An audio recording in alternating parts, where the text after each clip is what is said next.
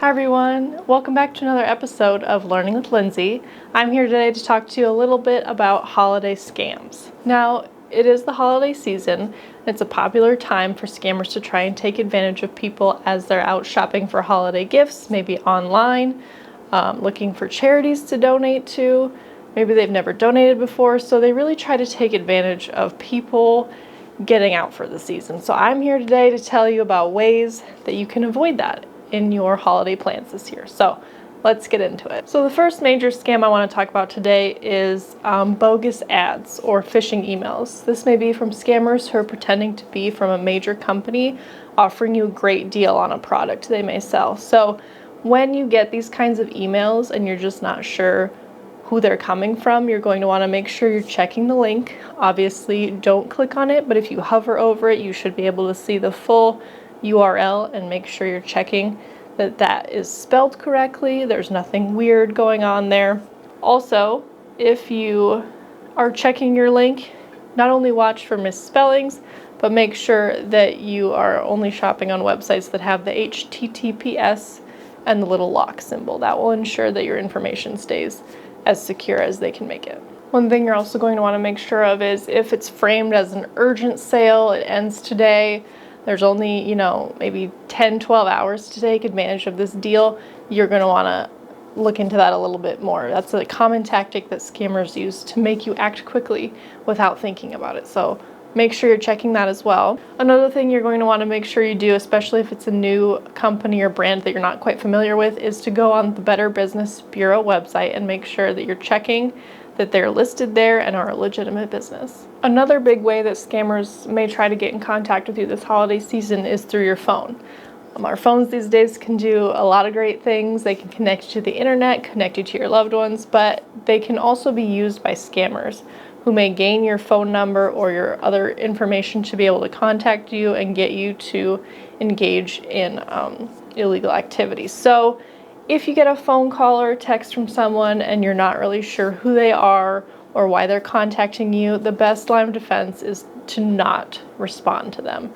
If you're not sure if they're legitimate or not, go to your police station, go to your bank, ask them to look at the message, ask them if they think it's legitimate. They have experience, they know how to handle these situations. So if you're uncomfortable doing the research yourself, always look to the resources that you have available. The other thing I would recommend is these people will be trying to convince you that they're from Amazon, FedEx, UPS. They may even try to pretend to be your bank or a charity. They may even pretend to be the police. So you're going to want to make sure any call you're receiving or any text you're receiving that you're not expecting, you're taking the time to slow down and think about what they're asking of you. So again, if they're really demanding of your time, they want you to move quickly, take the time to think about it, make sure you're doing what's right for you. So moral of the story is, if you get a phone call or a text that you're not expecting, make sure that you don't give them any money until it's verified by yourself, by someone you trust. Always be looking for that extra helping hand just to make sure that you're not doing anything that you'll regret in the future. Another big scam we see ramping up during the holiday season are unfortunately romance scams.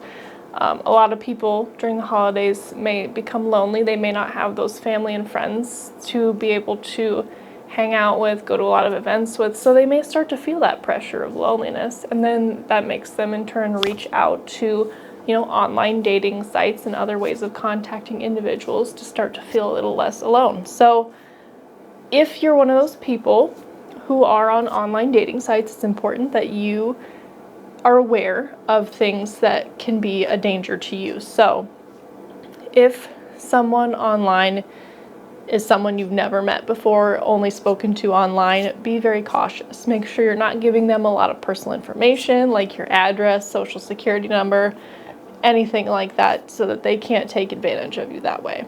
You're also going to want to make sure that if they ask you for money, that's when you need to stop and think about what you're actually doing. Many of these scammers will use your emotions against you. They'll try to maintain and create a personal bond with you so that you're more inclined to give them money. So they'll build up this relationship with you, and then they will say, oh, I would love to come visit you for the holidays, but I just don't have the cash. Can you send it to me maybe via a wire or a gift card or something like that, that's a big red flag. You want to make sure that you're not doing that and you're not giving people money who you don't know personally.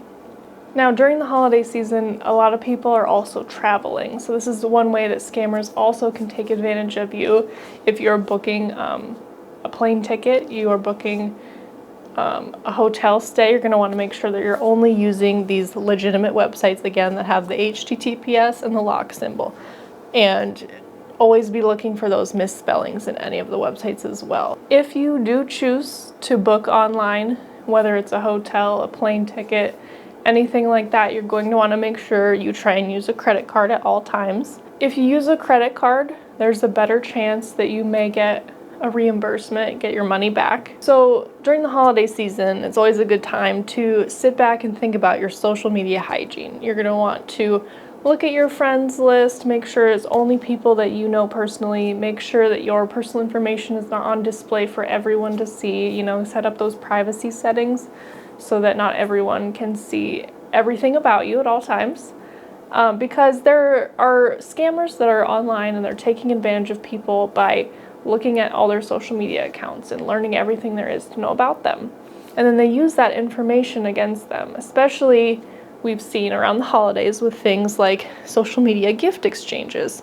So they will become friends with you on social media in the guise of, we're doing a Secret Santa with 30 strangers. We need to share information so we can get gifts to people. You send one gift, they will send 30 gifts back to you.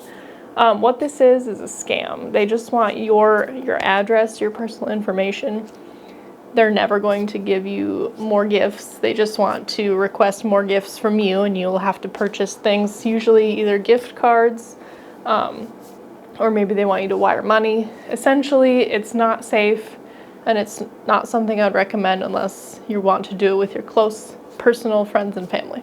The last major holiday scam that I want to talk about today is with jobs. A lot of companies do have temporary or seasonal job positions available, and they will advertise those during the holiday season, but there are also a lot of scammers that take advantage of that, and they have listings created for themselves that will lead you to either fake websites that will gather your personal information, or they'll ask you for personal information without any guarantee of a job. So if you are applying for jobs this season, make sure that you're looking for legitimate companies. Make sure that you don't accept any jobs or send any information to people who don't require any interviews before accepting you as an employee, or they offer really big pay for not very much work. If it seems like an insane amount of money for what you're going to be required to do, that's a big red flag that's not a legitimate job. Another thing that you should be careful of is having to pay for supplies or training fees. Most companies will supply you with those things without making you pay for them. So just keep an eye out for that. So in closing, with the amount of fraud that we've seen on a daily basis, especially during the holiday season, it's really important that everyone take it upon themselves to be especially cautious and careful this holiday season. So as you go about your business, whether you're shopping online or applying for jobs or just browsing social media, make sure you're thinking about these 4 things. First, always stop. If the person is rushing you, if the person's talking over you, if the person's telling you how you should think and feel about what they're telling you, always stop and ask why. Why would they be doing this? Are they trying to gain your personal information? Stop and think through what you need to do. That leads us to our next point. Always think about what you're doing. Don't let them steamroll you into making any kind of decisions. Make sure that you're making the decision that's best for you. If you need to get off the call or do anything like that to get some space between yourself and the potential scammer, always do that. They may get upset, but it's important that you take the time to think through these potential scams.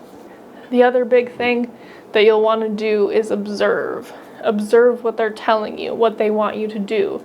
Are they asking you to wire money? Are they asking you to purchase gift cards?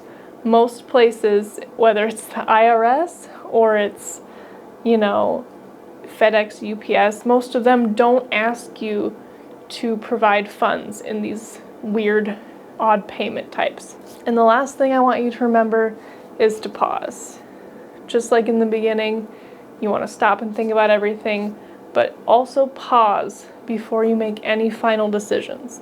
Go over everything you've been told. Make sure it all makes sense, that you've done your research. And if you have any questions, concerns, or are hesitant to commit to any decisions, you can always contact your local banker. You can always contact your local police department.